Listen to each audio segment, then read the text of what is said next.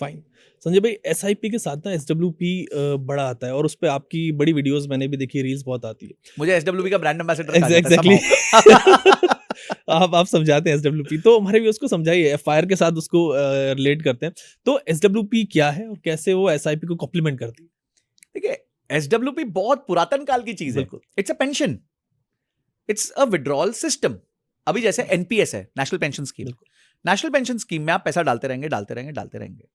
जब आप 60 के होंगे, उसके बाद 60% आपको capital immediately, so for example आपने पैसा डाला और 60 की उम्र में वो 50 लाख हो गया, ठीक है। तो 30 लाख आपको तुरंत मिल जाएगा, जिसपे आपको कोई टैक्स नहीं लगेगा। ठीक है। बचा हुआ जो 20 लाख है, वो आपको धीरे धीरे हर महीने मिलेगा। उसे एसडब्ल्यूपी कहते हैं, सिस्टमैटिक विड्रॉल प्लान कहते हैं। म्यूचुअल फंड में आपने पैसा डाला डाला डाला डाला डाला, फॉर एग्जाम्पल हर महीने आपने म्यूचुअल फंड में 20,000 रुपए डाले, 20 साल तक डाले, 12% का रिटर्न मिला आपको, तो वो कॉर्पस बन जाएगा 2 करोड़ रुपए। ठीक है। अब आपने क्या कहा, आपने कहा कि भाई वो आगे भी 20 साल मेरे को 12% रिटर्न देगा, अजम्पशन ले रहा हूं एक सिर्फ कैलकुलेशन पर्पस के लिए। तो अगर आप, यानी आप उसमें से महीने का 2 लाख रुपए निकाल सकते थे, कोई प्रॉब्लम नहीं था, उसे विड्रॉल कहते हैं। आपने 2 लाख नहीं निकाला, आपने 1.5 लाख निकाला। ठीक है। तो यानी 50,000 रुपए आपने रहने दिए। बिल्कुल। वो जो 50,000 है वो प्रिंसिपल में फिर से जुड़ जाएगा। ठीक है। अगले महीने फिर से आप 1.5 लाख निकालोगे तो 50,000 रह फिर वो गए, 50,000 वो वापस जुड़ता रहेगा, लाख जुड़ता रहेगा, जुड़ता रहेगा, जुड़ता रहेगा। 20 साल बाद आपने उस 2 करोड़ के फंड में से 3 करोड़ 60 लाख रुपए निकाल लिए होंगे और वो फंड 7 करोड़ रुपए का होगा। इसे पावर कहते हैं हम एसडब्ल्यूपी की। इसमें बहुत सारी टेक्निकलिटीज हैं जो हम कवर करते हैं जब हम प्लानिंग करते हैं, बट मोटा मोटी ये बात है, क्योंकि मेरे एक अंकल ने ये किया हुआ है।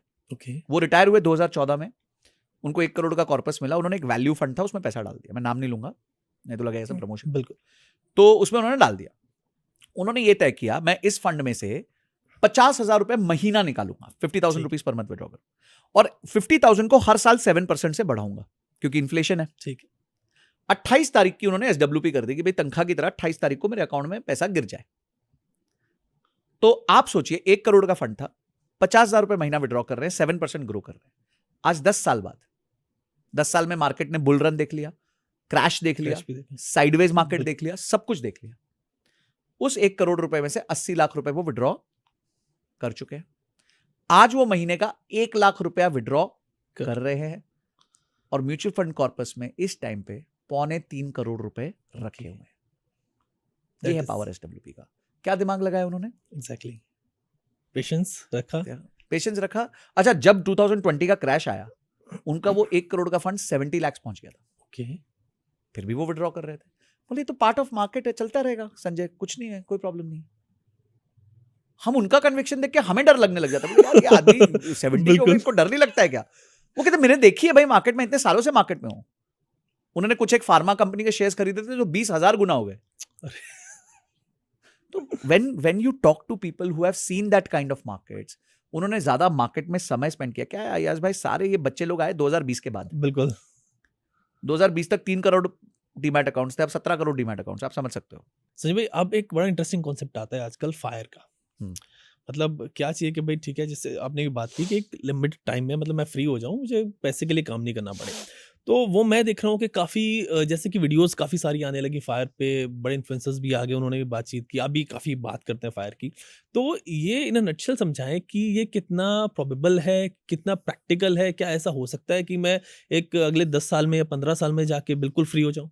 देखिए, बिल्कुल पॉसिबल है, फर्स्ट ऑफ ऑल। और फायर नंबर जो है, फाइनेंशियली इंडिपेंडेंट रिटायर अर्ली, मैं ना रिटायरमेंट वर्ड यूज नहीं करता। मैं सोचता हूँ कि फाइनेंशियली इंडिपेंडेंट होना बहुत जरूरी है टू चेज योर ड्रीम्स। आपके मन में कोई तो अय्याज भाई कुछ तो हिडन वो होगा कि यार मुझे ये अचीव करना है जिंदगी में। कुछ तो एक रहता है, कुछ रहता है। किसी को संगीतकार बनना है, गीतकार बनना है, किसी को आर्टिस्ट बनना है, किसी को सोशल वर्कर बनना है, किसी को टीचर बनना है, जैसे मुझे टीचर बनना था। तो हर जन के माइंड में कुछ होता है। अब मैं कैसे चेज करूं उसको? अब 2008 में मेरी स्थिति नहीं थी, मुझे परिवार को सपोर्ट करना था, तो मुझे नौकरी करनी पड़ी। पर क्या ये मेरा जीवन होना चाहिए? नहीं होना चाहिए। तो मैंने क्या कहा, मैंने बोला 15 से 20 साल दूंगा और ऐसी स्थिति में आ जाऊंगा कि मेरे को किसी और के लिए काम नहीं करना पड़ेगा। फिर मेरे को जवाबदेही नहीं है। मेरे घर वाले मुझसे पैसे मांगेंगे, उनको पैसे मिल जाएंगे। मेरे माँ बाप मुझसे पैसे मांगेंगे, उनको पैसे मिल जाएंगे। तो पैसे के लिए मेरे को नहीं बोल सकते बेटा तू काम कर। बिल्कुल। ये आप अचीव कर सकते हो, पर 15 to 20 ईयर्स लगेगा। पर 15-20 ईयर्स ना बहुत छोटा टाइम है लाइफ में। आप सोचो 22-23 साल तो आप पढ़ने में निकाल देते हो। 80 साल का अगर मैं एक जीवन मानता हूं, तो 22-23 साल आपने पढ़ने में लगा दिया, अगले 20-22 साल अगर आपने इसमें लगा दिए, तो क्या बुरी बात है यार। उसके बाद 50% ऑफ योर लाइफ बिल्कुल आपको मिल गई। At no cost. तो I think it's a good transaction to do कि आप पहले 15-20 साल थोड़ा टाइट हो जाओ, थोड़ा डिलेड ग्रेटिफिकेशन कर रहे हो, थोड़ा रूल बेस्ड हो जाओ, ताकि आधी जो बची हुई जिंदगी है. अच्छा, मैं आपको बताता हूं, ह्यूमन कैपिटल ना एज टाइम के साथ साथ खत्म होता है. ठीक है, मतलब आप आज सोचते होगे, जब आप यंगस्टर्स को देखते होगे कितने तेज हैं, and they are replacing senior people. हाँ, मैं बता रहा हूं, मेरे को एक बंदे ने फोन किया इधर से, कैलिफोर्निया से, and he said that I am in California, Indian है, I am in California for 18 years, और मैं वापस आ रहा हूँ इंडिया. 18 साल से कैलिफोर्निया में वापस क्यों आ रहे हो भाई? बोलता है कि हमारी जॉब चलेगी क्योंकि हमसे सस्ते जो है अब लोग आ गए हैं यहाँ पे जो काम कर सकते हैं. तो मेरा काम, जो मेरे को 250-300 के सैलरी मिल रही थी, वो काम से 1,20,000 1,30,000 में बंदा कर रहा है. तो बोलता है कंपनी सेविंग. तो मैंने बोला कि आपने कुछ सेविंग्स की? तो थैंकफुली उसने कुछ थोड़ा बहुत पैसा बनाया था. वहां पे क्या है, वो 401 के कुछ चलता है, तो जिस वजह से कंपलसरी सेविंग हो जाती है. तो जैसे यहाँ EPF होता है ना, एम्प्लॉय प्रोविडेंट फंड, वैसे वहाँ 401 के होता है. तो उन्होंने फिर मुझे बताया कि मैं इंडिया में निवेश करके फिर अब इंडिया शिफ्ट हो जाऊंगा, मैं यहाँ पे करूँ. नाउ जस्ट इमेजिन, चलो वो तो उनके पास पैसे थे, उधार नहीं था, रीजनेबली वेल मैनेज थे, पर कोई व्यक्ति जो आज 18-20 साल काम किया, उसके बाद जैसे मेरे वो फ्रेंड थे, और अचानक से प्रोसेस बंद हो गया, जॉब चली गई, नाउ तो उनके पास स्कोप ही नहीं है आगे बढ़ने का. और इस टाइम पे आदमी का मनोबल टूट जाता है, क्योंकि वो अपने परिवार का चेहरा देखता है. वो कहते हो पैसे लाओ, आप पैसे ला नहीं पा रहे, पैसे है नहीं आपके पास. 95% झगड़े तो पैसे के हैं, 5% ही बाकी है ना. तो आई थिंक ये बहुत इंपॉर्टेंट है कि आप जो है अपने लिए एक जो है वेल्थ क्रिएट करें, अपने आप को फाइनेंशियली इंडिपेंडेंट करें, यह आपकी जिम्मेदारी है. और फिर एक मीनिंगफुल पर्पसफुल लाइफ जिए.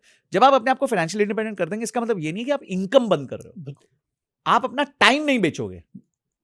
वो रोज, अगर मेरे को मंडे सुबह काम नहीं करना है, यार मैं नहीं करूंगा, कोई भी बुला ले, मतलब सॉरी यार मैं नहीं हूं, मैं सोऊंगा, तो वो फ्रीडम जो है आपको तभी आ सकता है जब आपके बैंक अकाउंट में एक सर्टेन नंबर हो. दूसरा पॉइंट, फाइनेंशियल इंडिपेंडेंस या financial freedom is not how much you make, it depends upon how much you spend and how much you save. Exactly. बस. अगर मैंने क्या बोला, एक 50,000 के व्यक्ति को भी बड़ा खुश देखा मैंने कि वो महीना भी निकालता है और 10-15 हजार रुपए की SIP भी करता है, और एक 7 लाख रुपए महीने वाले को भी गरीब देखा मैंने. तो अगर आप सही खर्चा करो, रिस्ट्रिक्टेड रीजनेबल खर्चा करो, तो आप डेफिनेटली जल्दी फाइनेंशियली इंडिपेंडेंट हो जाओगे. फाइन. संजय भाई, फायर नंबर कितना होना चाहिए? क्योंकि ये बड़ा वेरी करता है. कुछ लोग ये सोच लेते हैं कि यार चलो मेरे पास 20 लाख रुपए हैं, 25 लाख रुपए हैं, अब मुझे कुछ नहीं करना, बस 20-25 हजार रुपए मेरा काम चल जाएगा. मतलब ये भी थिंकिंग है लोगों के पास में, जो लोग रहते हैं टूटी सिटीज में, वो सोचते हैं 20-50 लाख रुपए हो गए, मेरी जिंदगी चल जाएगी भाई, इसी से मैं चल जाऊंगा. तो फायर नंबर कितना होना चाहिए आइडियली? देखिए, आप ना फायर नंबर को एक लमसम नंबर देखने से पहले हम कुछ देखते हैं. बिल्कुल.